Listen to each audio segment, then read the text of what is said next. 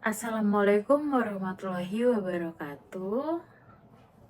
Perkenalkan, nama saya Jiharifah Salwa dengan NIM 23 10 11 40 12 64. Pada kesempatan kali ini saya telah mengerjakan ujian akhir semester saya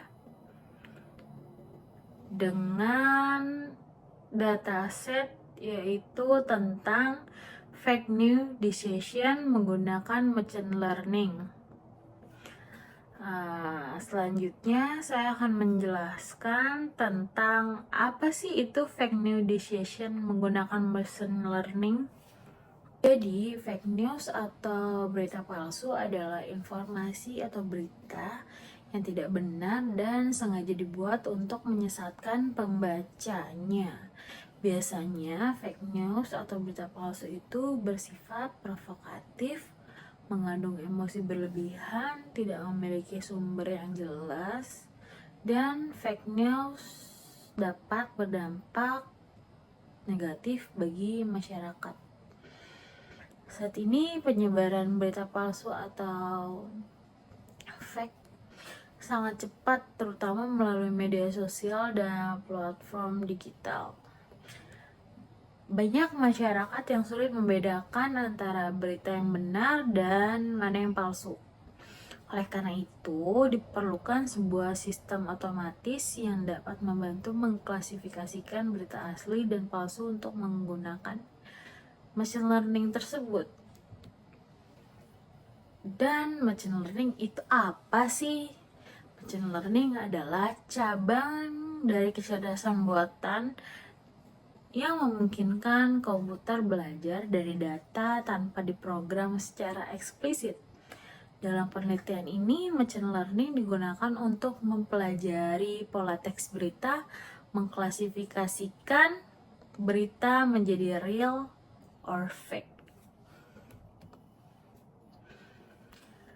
Hasil penelitiannya menunjukkan bahwa machine learning mampu mendeteksi berita yang palsu dengan tingkat akurasi yang cukup tinggi, terutama ketika dikombinasikan dengan processing dan ekstraksi fitur yang tepat.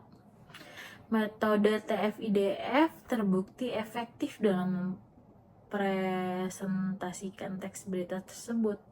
Namun performa sistem sangat bergantung pada kualitas dan keberagaman dataset. Berita dengan bahasa ambigu atau sarkasme masih menjadi tantangan bagi sistem. Selanjutnya, saya akan menjelaskan satu persatu apa yang telah saya buat ini, mulai dari proses pengelolaan datanya, pembersihan teks, visualisasi, hingga proses pelatihan dan evaluasi model machine learning ini untuk mendeteksi fake news tersebut. Nah, pada bagian awal, saya mengimpor beberapa library utama yang digunakan dalam pengelolaan data dan visualisasinya. Import Pandas As dan import Seaborn dan Matplotlib. Jadi Pandas saya gunakan untuk membaca dan mengelola dataset berita. Seaborn dan Matplotlib ini digunakan untuk menampilkan grafik agar data lebih mudah dipahami secara visual. Dan library ini merupakan dasar dalam proses analisis data tersebut. Setelah library siap, langkah berikutnya adalah membaca dataset fake news tersebut. Saya menggunakan data PD-READ-CSV.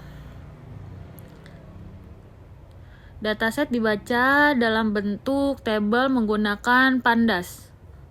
Indeks col 0 ini menandakan kolom pertama dijadikan indeks dan dataset saya gunakan untuk melihat contoh data dan memastikan dataset terbaca dengan benar.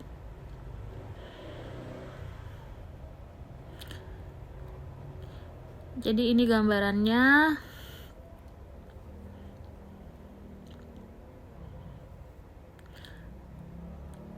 Baik, selanjutnya saya mengecek ukuran dataset untuk mengetahui jumlah data yang digunakan menggunakan data SEP. Jadi baris menunjukkan jumlah berita, kolom menunjukkan jumlah atribut, dan informasi ini penting untuk memperkirakan performa dan kompleksitas model.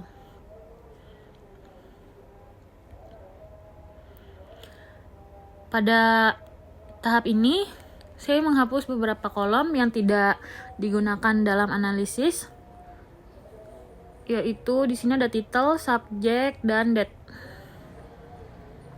Kolom judul, subjek, dan tanggal dihapus, jadi fokusnya ke analisis hanya pada isi teks berita dan label. Tujuannya agar model tidak terganggu oleh informasi yang tidak diperlukan. Jadi di sini hasilnya 0 semua ya.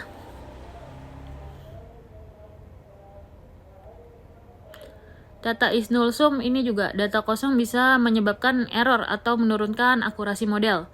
Jika ditemukan, harus ditangani sebelum proses selanjutnya. 0, 0, 0 semua ya. Dan untuk menghindari bias urutan data, saya melakukan proses pengecekan dataset. Ya, di sini ada data sample frequent, data reset index, kan? Jadi data diacak secara keseluruhan. Indeks diperbarui agar rapi dan pengacakan membantu model belajar lebih general.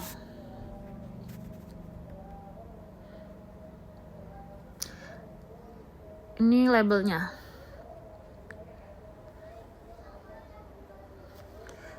Selanjutnya saya menampilkan visualisasi distribusi label berita.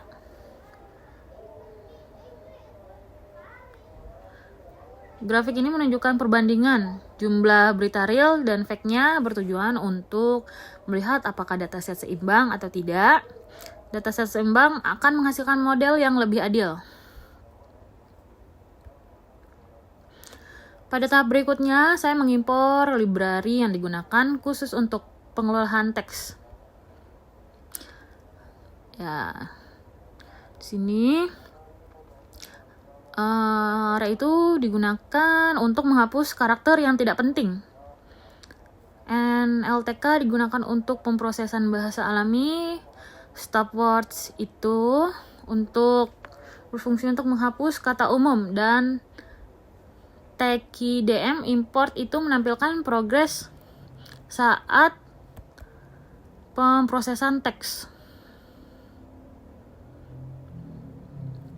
Jadi seperti itu.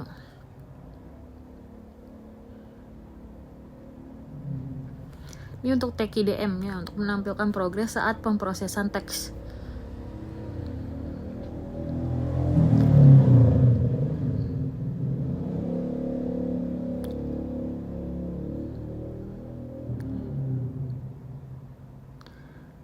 Agar processing dapat berjalan, saya mengunduh resource pendukung dari NLTK ya.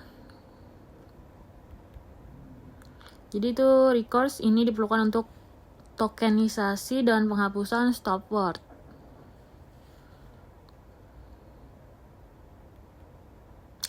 Bagian ini juga merupakan tahap paling penting dalam analisis teks. Ya, di sini ada def proses teks ya, teks data. Jadi untuk menghapus tanda baca, mengubah teks menjadi huruf kecil, memecah teks menjadi kata, menghapus stop words juga, dan menggabungkan kembali teks yang sudah bersih. Seperti itu.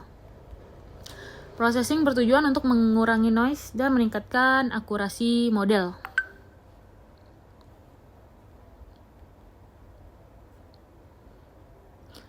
Dan fungsi processing kemudian saya terapkan ke seluruh teks berita.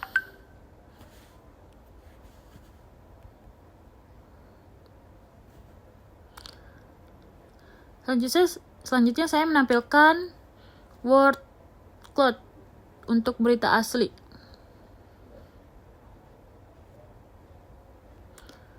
Jadi menampilkan kata yang sering muncul pada berita yang real dan memberi gambaran karakteristik bahasa berita aslinya.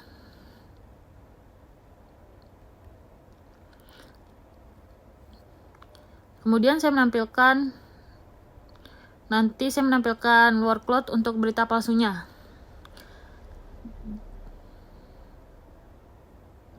Di sini label menunjukkan fake dan real.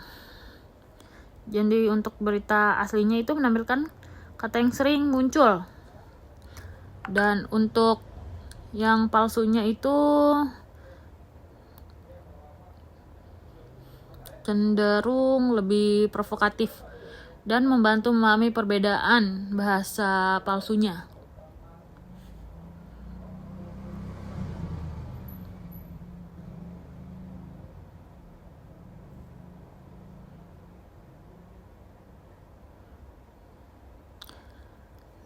Menampilkan word cloud-nya ya, ini yang stop word.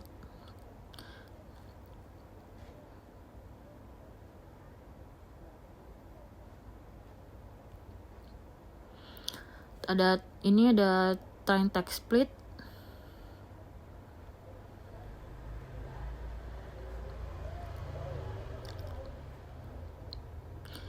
Ini yang realnya, yang itu yang benarnya ya, word cloud realnya.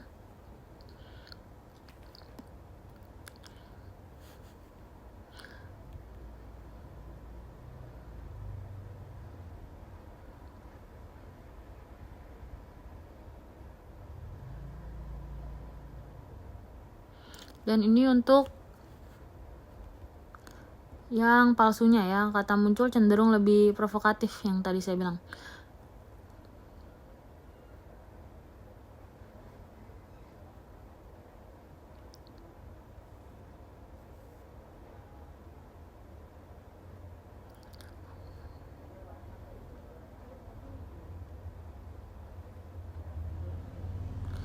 Terus juga saya menggunakan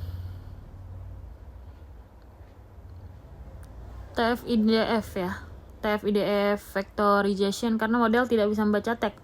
Jadi saya menggunakan TF-IDF.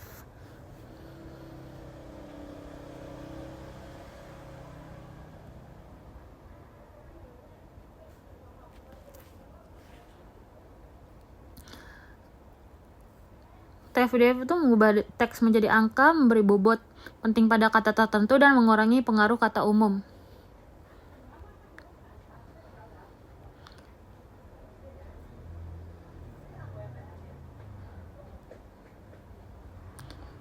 Di situ ada print data column dan pakai Sclern model lagi.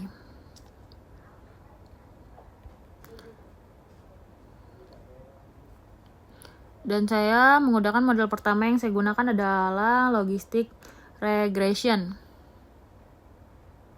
Yang ini TF-IDF-nya ya.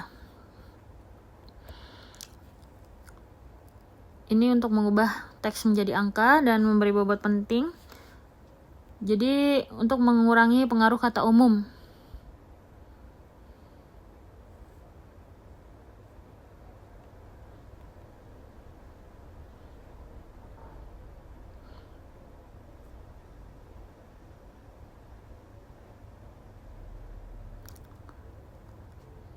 Di bawahnya itu logistic regression. Cocok untuk klasifikasi teks, cepat dan efisien, dan digunakan sebagai baseline model.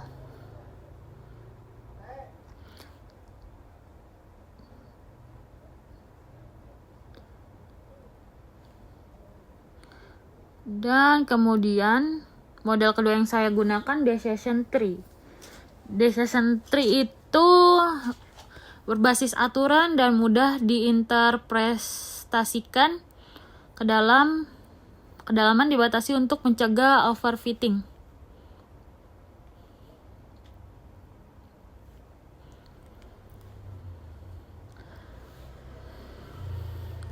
Jadi mudah ya untuk diinterpretasikan. Maksudnya.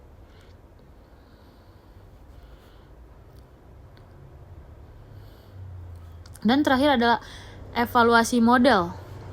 Saya melakukan evaluasi performa model.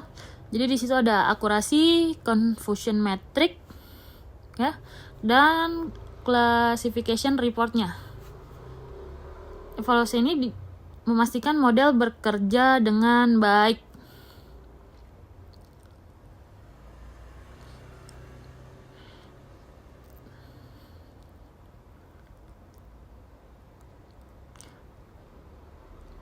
Nah, dari seluruh proses tersebut ya dapat disimpulkan bahwa metode NLP dan machine learning yang saya gunakan ini mampu membedakan berita real dan fake dengan cukup baik.